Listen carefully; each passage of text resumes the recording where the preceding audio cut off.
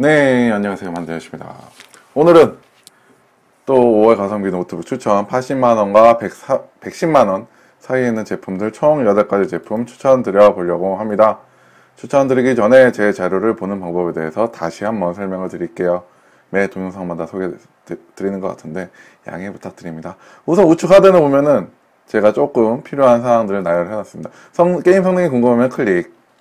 그러면 다른 동영상이 뜨는데 여기서 자료를 보시면 제가 그래픽 카드별로 게임 퍼포먼스 정도를 나열을 해놓은 게 나옵니다. 그래서 내장 그래픽, 그리고 외장 그래픽, 그리고 각각의 게임에 대해서 어떤 플레이 성능이 나오는지 각각 이렇게 동영상까지 첨부를 해서 놓은 자료들이 있으니까 이 자료를 기반으로 게임 성능 비교를 해보시면 좋을 것 같고요.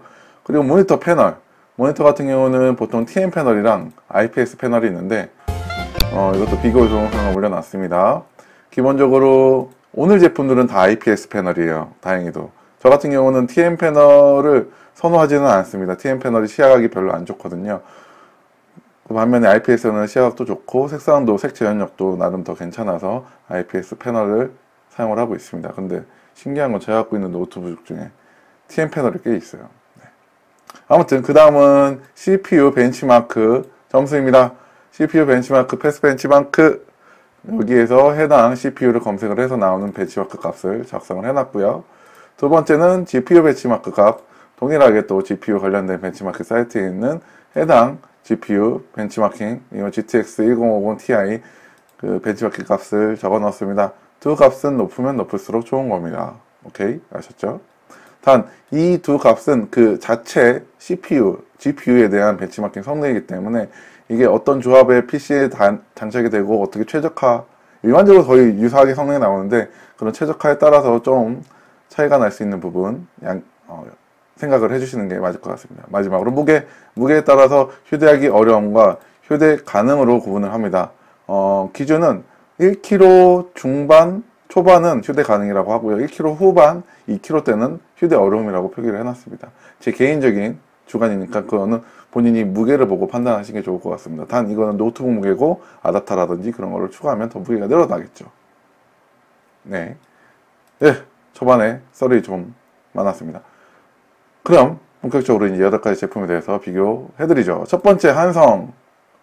제가 한성 관련해서 신제품 리뷰를 해드렸죠. 그 중에 이제 8700이 있었고 최고사양, 그리고 이제 8400이 있었습니다. 그래서 조금 그 동영상에 얘기가 많은데 우선 제가 확인한 바로는 한성에서는 8400까지는 풀 퍼포먼스가 나올 수 있다 라고 얘기를 하고 있고요. 8700은 아답터의 용량 부족으로 클럭이 다운될 수 있다 라고 얘기를 하고 있는 상황입니다. 그래서 8400 같은 경우는 해당 가격대에 포함이 되고 또 아직 뭐 검증이 되진 않았지만 여러가지 측면에서 퍼포먼스가 잘 나온다 라고 생각이 돼서 우선 이 동영상에 들어와 있는 상황입니다. 그래서 8400의 CPU, 데스크탑용 CPU가 장착이 된 노트북입니다.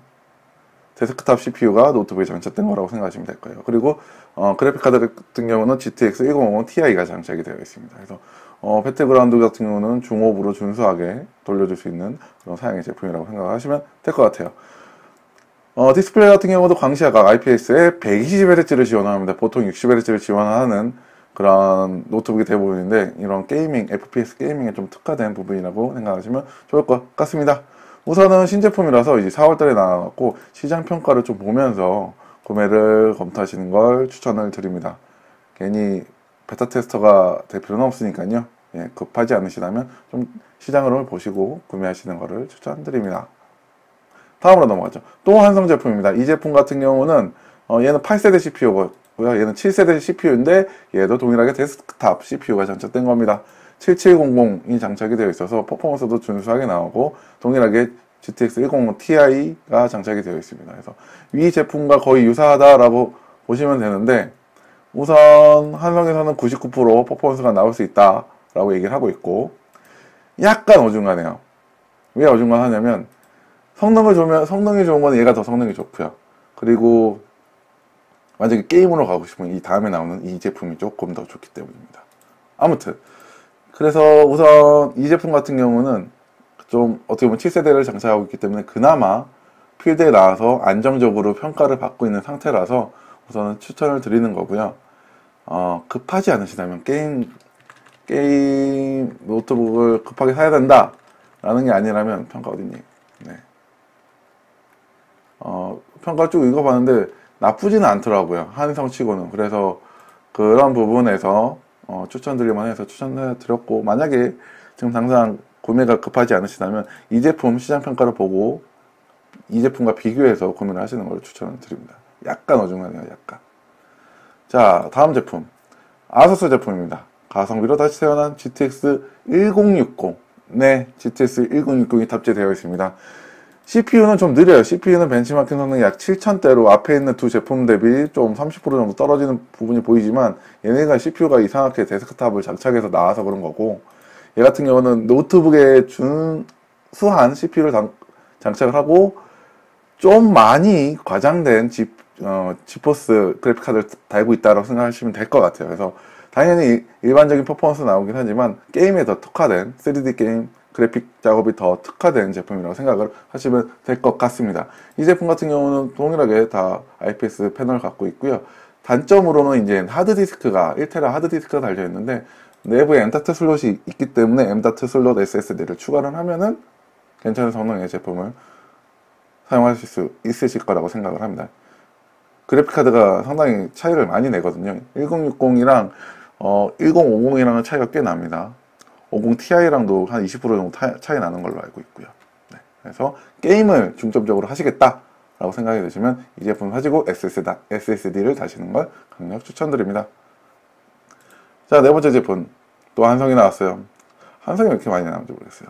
한성에서 i7 7700HQ를 장착한 1050 Ti 제품입니다. 솔직히 얘가 가장 안정적인 조합이라고 저는 생각을 해요. 예, 과거에 나왔던 7세대와 지포스 GTX를 달고 있는 조합이 가장 어떻게 보면 안정적이라고 생각을 하거든요. 그래서 이 제품을 굳이 좀 추천을 드리는데, 이 제품도 이 다음 제품이랑 약간 애매한 게, 보시면은 얘가 86만 6천원이죠. 그리고 이제 다음 소개시켜드릴 제품이 81만 9천원입니다. 근데 얘가 그래픽카드는 똑같은데 얘가 CPU 점수가 더 높아요. 그래서 원론적으로는 이 제품 추천드리는 게 맞고요. 그런데 어떻게 보면은 그동안 이제 7700HQ가 시장에서 나름 견고한 위치를 차지하고 있기 때문에 안정적인 측면에서 이 제품을 여기 리스트에 추가를 드린 겁니다. 만약에 이제 좀 안정적인 거 원하신다라고 하시면 7700HQ를 사시는 거를 권장을 드리고요. 만약에 모험에도 괜찮다, 모험까지는 아니더라도 좀 앞선 리스크가 있더라도 앞선 테크놀로지를 경험하고 싶다라고 하면 이 다음 제품을 추천을 드립니다. 81만 9천원이에요. 되게 어떻게 보면은 저렴한 축에 속하는 게이밍 노트북입니다. 그래서 이 i5 8300H가 달려있는데 i7 7700HQ보다도 성능이 더 좋아요. CPU 벤치마크 성능은. 그래서 이 제품을 어떻게 보면은 요번 달 가성비 가장 좋은 게이밍 노트북으로 우선 선정을 해봤습니다. 제 마음대로 선정한 거예요. 그래서 어떻게 보면은 준수하게 배그까지 돌릴 수 있는 성능과 저렴한 가격과 그리고 나름 8세대 최신 프로세서를 탑재한 가성비 노트북이라고 생각이 됩니다. 단 여기서 약간의 흠집이 있는데 4기가예요, 램이. 네, 4기가. 근데 뭐 4기가 추가해서 달면 한 3, 4만 원이면 달잖아요. 그래서 램을 추가해서 달더라도 얘보다는 저렴할 수 있기 때문에 얘를 좀 더 추천을 드리는 겁니다. 그래서 얘는 분명히 구매하시고 램을 꼭 추가를 하세요. 램 슬롯 하나가 남는 걸로 알고 있거든요. 그래서 램을 추가하시면은 괜찮게 사용하실 수 있을 것 같습니다. 자, 다음으로 이제 넘어가시죠. 이제 새 노트북이 남았는데 이 새 노트북은 휴대가 가능한 노트북입니다. 우선 첫 번째 보시죠. 102만 9천원짜리 i7 8550U가 장착이 되어 있습니다. U가 들어가 있는 건 저전력이라는 거죠. 그럼 배터리가 오래 가겠죠, 당연히. 그리고 그래픽카드로는 지포스 MX 1050이 달려 있어요. 배틀그라운드를 돌릴 정도는 아니지만 오버워치는 준수하게 돌릴 수 있는 그런 사양입니다. 이런 걸 모두 다 장착하고 있음에도 불구하고 1.2kg라서 추천을 드립니다. 들고 다니면서 쓰기에 되게 괜찮은 제품이거든요. 그래서 i7 CPU와 MX 1050이 장착이 되어 있어서 가볍게 들고 다니면서 캐주얼 게임은 충분히 즐길 수 있는 그런 제품이라고 생각돼서 추천을 드려봤습니다. 되게 괜찮은 것 같아요. 자, 다음으로 동일하게 레노버 아이비디오 패드인데 얘도 GTX가 MX1050이 달려있는데 위랑 CPU가 조금 달라요. 얘는 825065, 얘는 855065. i7과 i5 이렇게 다릅니다. 그런데 i7과 i5인데 성능이 그렇게 많이 차이가 나지 않아요. 8300, 6600, 아니 7600. 그런데 가격 차이는 꽤 나죠. 102만원에서 88만원으로 약 14만원 정도 차이가 납니다. 14만원, 15만원.